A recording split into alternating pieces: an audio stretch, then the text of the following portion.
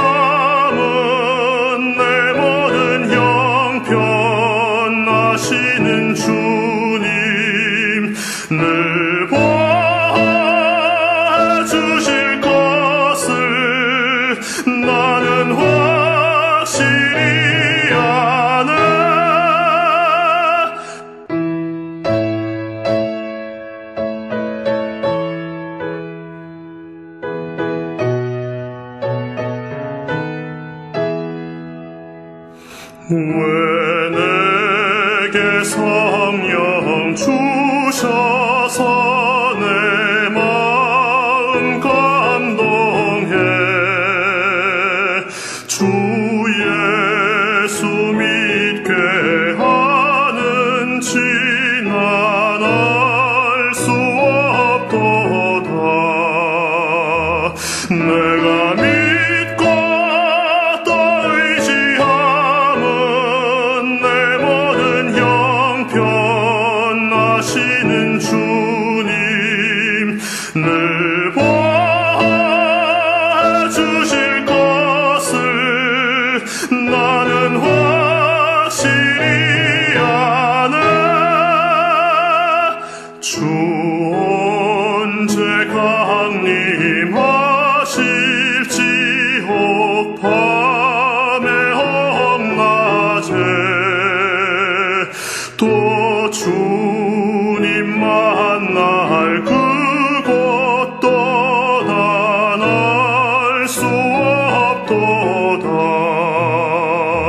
내가 믿고 또 의지함은 내 모든 형편 아시는 주님 늘 보아주실 것을 나는 확실히 아네. 오늘 본문의 말씀은 누가복음 3장 15절로 22절의 말씀입니다. 우리 이 말씀 한 절씩 교독합니다. 백성들이 바라고 기다림으로 모든 사람들이 요한을 혹 그리스도신가 심중에 생각하니 요한이 모든 사람에게 대답하여 이르되 나는 물로 너희에게 세례를 베풀거니와 나보다 능력이 많으신 이가 오시나니 나는 그의 신발끈을 풀기도 감당하지 못하겠노라.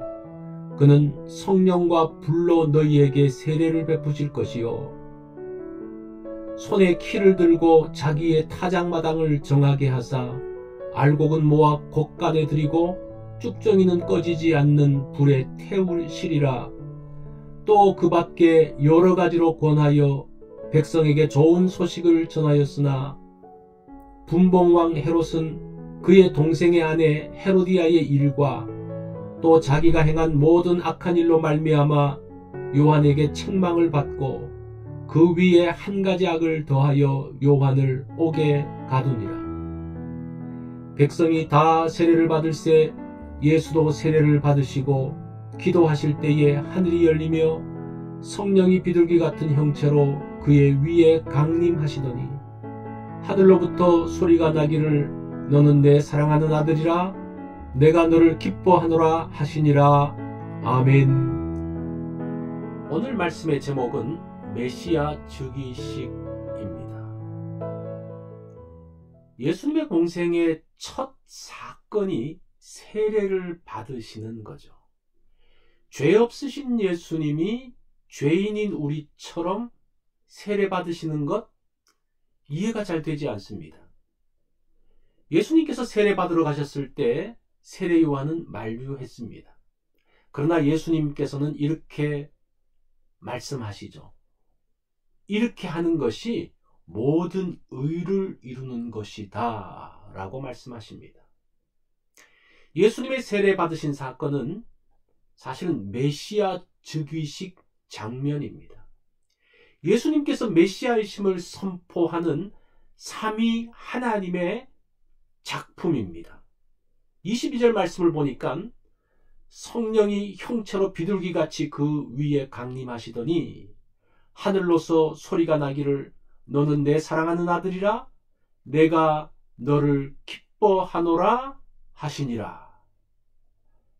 자, 예수님께서 세례 받으실 때에 성령 하나님께서 그 위에서 강림하십니다. 하늘에서는 하나님께서 친히 말씀하십니다. 너는 내 사랑하는 아들이다. 내가 너를 기뻐하노라. 하나님께서 아들 예수를 이렇게 소개하셨습니다. 변화산에서도 동일한 말씀을 하십니다. 하나님께서 이렇게 말씀하신 것은 특별한 의미가 있기 때문입니다.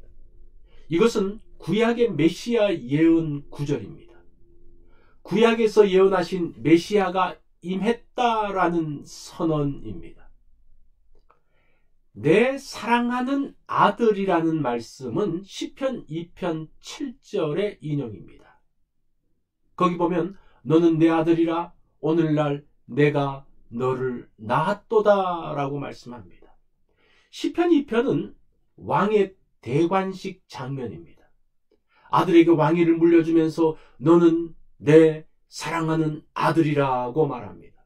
정통성 있는 아들을 왕위로 계승하고 있는 것을 보여줍니다. 예수님은 하나님의 아들입니다. 하나님의 아들로서 세상의 왕이여 통치자라는 겁니다. 그것을 하나님께서 친히 선포하고 있습니다. 그 자리에 성령 하나님이 함께 하십니다. 그리고 또 내 기뻐하는 자라는 말씀은 이사야 42장 1절에 나옵니다. 내가 붙드는 나의 종, 내 마음에 기뻐하는 나의 택한 사람을 보라. 이사야 42장은 종의 노래의 시작 부분입니다. 백성을 위해 희생제물이 되신 주의 종을 소개합니다. 예수 그리스도는 친히 제물이 되시어 백성의 죄를 담당하시고 하나님의 구원 사역을 완성하실 분으로 오셨습니다. 예수님은 희생제물이 되기 위해 오셨습니다. 그리고 죽으셨습니다. 세상 죄를 지고 가는 아사셀의 양으로 오셨습니다. 그런 아들의 모습을 보며 하나님은 기뻐하십니다. 예수님은 왕으로 오셨습니다.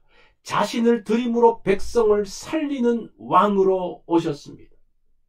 왕으로 오신 예수 그리스도 때문에 새 생명을 얻게 되었습니다. 예수님의 세례식은 메시아 선포 사건입니다. 하나님께서 친히 메시아이심을 선포하십니다. 아들 예수가 세상의 왕이라고 선포합니다.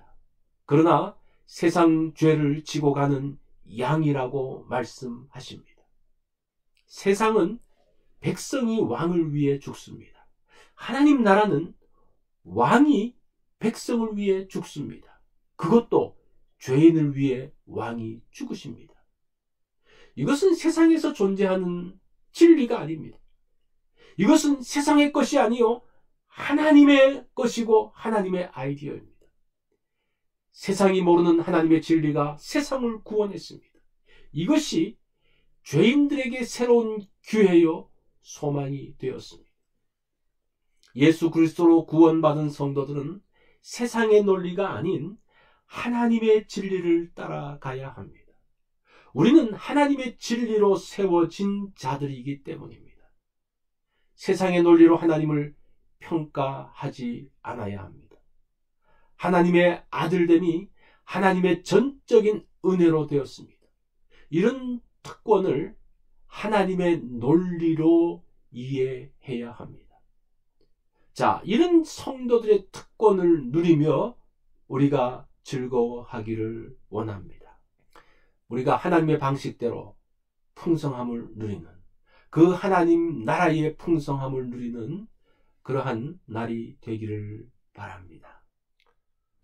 오늘 말씀에 적용을 합니다. 구원자이신 메시아께서 오심을 선포했습니다. 다른 곳에 구원이 있지 않고 예수 그리스도께만 구원이 있습니다. 예수님은 왕이시고 구원자이십니다. 오늘 구원자요 왕이신 예수님을 찬양하는 날이 되기 원합니다. 나의 찬양의 내용은 무엇입니까? 한번 그것을 생각하는 날이 되기를 바랍니다.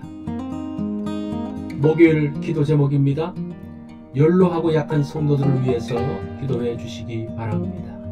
우리 가족들을 위해서 기도하는데 그들의 건강과 평안을 위해서 기도하고 또 우리 친척들과 친구들을 위해서 우리 목요일날 기도하겠습니다.